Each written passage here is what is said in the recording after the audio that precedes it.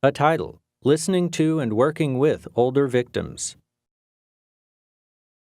Do you have any overall tips for advocates working with older victims? Alicia Aiken, Executive Director, the Confidentiality Institute. So yes, I do have some thoughts on how advocates working with older victims can do it well. And it's grounded in the original principles of working with any victim well, meeting people where they are at. But I think there can be a tendency after you've done the work for a while to start making some assumptions about where people will be at. And so it's reminding yourself that each person is going to bring their own set of experiences and needs, but you want to both pay attention to the person in front of you, but keep yourself aware of things that might possibly come up for older adults, such as mobility issues, such as generational cultural values, such as potentially a feeling of extreme vulnerability because of health issues or sort of the way that the person moves through their life. They don't want to be harmed anymore. And so that might make them more timid with you or not as prepared to assert their needs. And you as an advocate want to hold back a little bit and be patient with someone. I think the hardest thing about being a helping professional, which is what advocates are, is that they want to help. And sometimes helping means slowing things down. Additionally, I think that if you are an older adult and you've experienced victimization, that has its own kind of cultural shame about it. That if you are at a point in your life where you feel like you should be wise or you should be highly respected in your community, and yet you have this experience of having felt powerless and being victimized, that might have a real impact on how comfortable you are about sharing it. And so an advocate wants to be very patient and affirming with somebody that even if they have experienced victimization, that's not their entire identity. It doesn't take away from the fact that they are wise and they are an elder in their community who has an enormous amount to contribute separately from the fact that they've experienced victimization.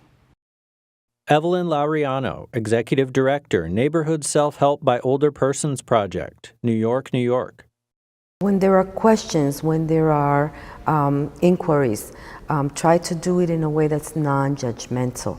Not asking why this is happening, because then there's a tendency for the victim to blame themselves, to feel guilty. And so if there's a sense of judgment taking place, they might shut down. As social workers, we always have this saying, start where the client is. It's important to start where the client is. And you need to put the pencil and the paper away. You need to connect with that individual as a person and provide that individual with the respect. Alice Ghareib, Director, Doves Program, Area Agency on Aging, Region 1, Arizona. I'd say one of the first things we should not do is use acronyms. I know I'm guilty of that, and we start shooting off all these acronyms, not realizing that probably the older individual sitting before us has no clue what I'm talking about. Communication, understand the generation. Sometimes some language is uncomfortable. Perfect example is during our support groups when I do education and I talk about being a battered woman, they will say, Alice, don't say that. I'm not battered.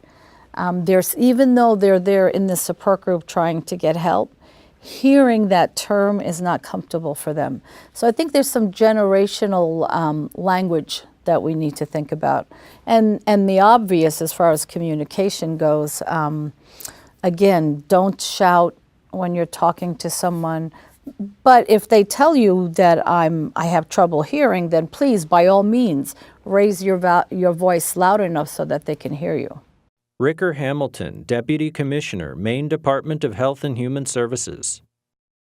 I think that would be one piece of advice that I'd give to any of us dealing with older people, is to let them know, anyone, but especially older victims.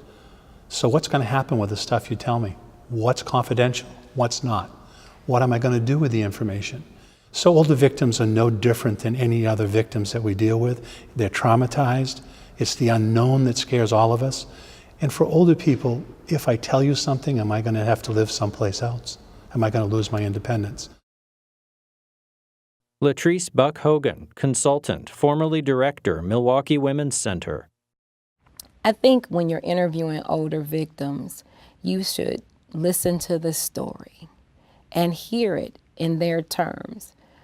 Allow them to speak, allow them to have the time, and honestly, provide them what I call secure silence, which is sometimes they're telling the story and they may get to a point where they're silent, and you allow that what I call uncomfortable space. And you allow them to have the time to speak and express how they feel from their point of view in their words, even going as far as documenting it in their words. When you're interviewing them, that you're cognizant of writing. If you're using electronic devices, oftentimes we're so accustomed to writing things and typing things in devices, and we're taken away from the story because they're looking at you be preoccupied doing the things that we need to do for assessments, putting the paper aside, an electronic device, and focusing on what is being said, hearing it clearly and giving them that time, not rushing them and not bombarding them with questions, not like an interrogation, open-ended questions. How can I help you? What do you think would be helpful for you?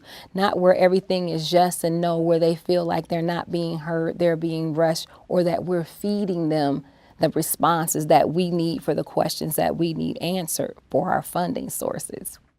Logos appear. NCALL, www.ncall.us. Terra Nova Films, terranova.org. Funded by the U.S. Department of Justice, Office on Violence Against Women and Elder Justice Initiative. www.justice.gov/elderjustice. A disclaimer. This project was supported by grant number 2014 AXTA K050, awarded by the Office on Violence Against Women and by the Elder Justice Initiative, U.S. Department of Justice. The opinions, findings, conclusions, and recommendations expressed in this program are those of the authors and do not necessarily reflect the views of the Department of Justice, Office on Violence Against Women, or the Elder Justice Initiative.